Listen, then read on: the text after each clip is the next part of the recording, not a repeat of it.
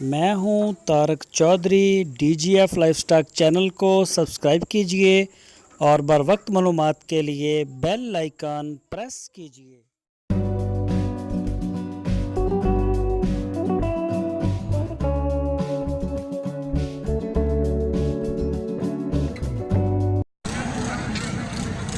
दोस्तों देख सकते हो मदरसा मंडी जिला बहावल नगर। मैनू बड़े दोस्तों ने WhatsApp के उपर भी मैसेज आते हैं और बड़े तादाद में जो दोस्त ने कमेंट्स भी करते हैं, खासकर मदरसा मंडी के हवाले नाल कि एक किस दिन लगती है और की ਇਹਦਾ हिसाब किताब है। देख सकते हो हर हफ्ते में मंडी लगती है और मक्खी चीना जोड़ा है बकरा बकरी पूरे पाकिस्तान के वो पहचान है इस मंडी की।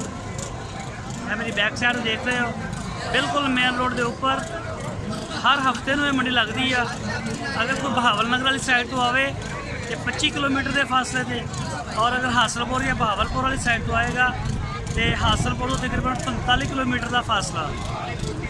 और बिल्कुल बस तो उतरोगे नाल ही अगे बकरा बकरी खासकर जो मक्खी चीना ब्रीड है तो काफ़ी बड़ी, अगर मेरा कैमरा भी दिखा सके तो।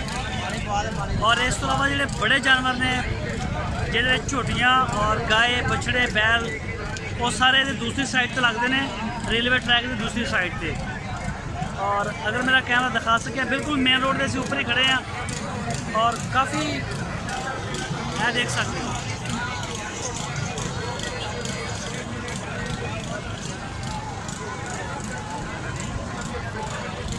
और मक्खी चीने के हमारे नाल काफ़ी दोस्त जोड़े ने फोन भी करते हैं कि वो बराह रास्त आके इस मंडी के खरीद सकते हैं।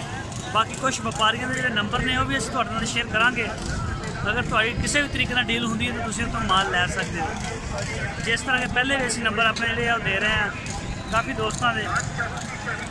और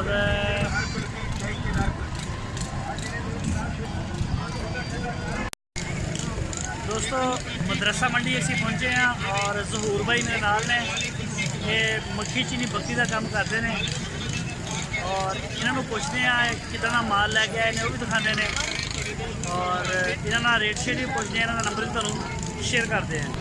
जहूर भाई अच्छा मक्खी चीनी सारा लैके आए हो? अच्छा मदरसा मंडी जी पूरे पाकिस्तान के पहचान बनी हुई है मक्खी चीनी की?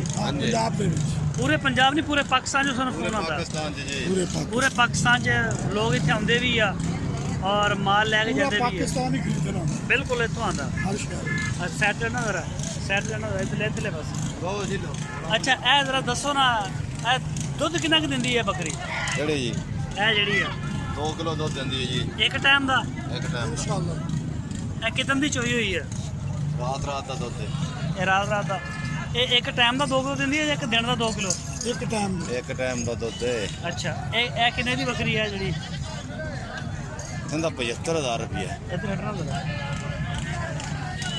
ते होर कोई जोड़ी जी लाल हैगी है लाल सूण वाली ने इन्हों का की मंग रहे हो? इन्हों का 1,20,000 दोवां का? बड़ा बड़ा रेट मंगना है यार तुसीं। चीज़ां चंगियां ने ना चंगी माड़ी शायद फर्क। अच्छा ते इस तो अलावा कोई होर दिखाओ हाँ। ए जोड़ी जी चिट्टी है की मंग रहे हो? ए नुक्कर हाँ जी ए जोड़ी दुध वाली दोवां का की मंग रहे हो? दोवां का 90,000 रुपये। 45,000 रुपया सही हो गया। नंबर देना चाहते हो अपना? लाला नंबर ला लो, फोन भी आने फिर तंग ना हुई हो। बोलो नंबर बोलो। 0302 72 65 780। 0302 72 65 780 780। दोस्तों यह माल तुहानूं दिखाया जहूर भाई का। अगर किसी दोस्त को जरूरत हो तो इन्होंने रबता कर सकते।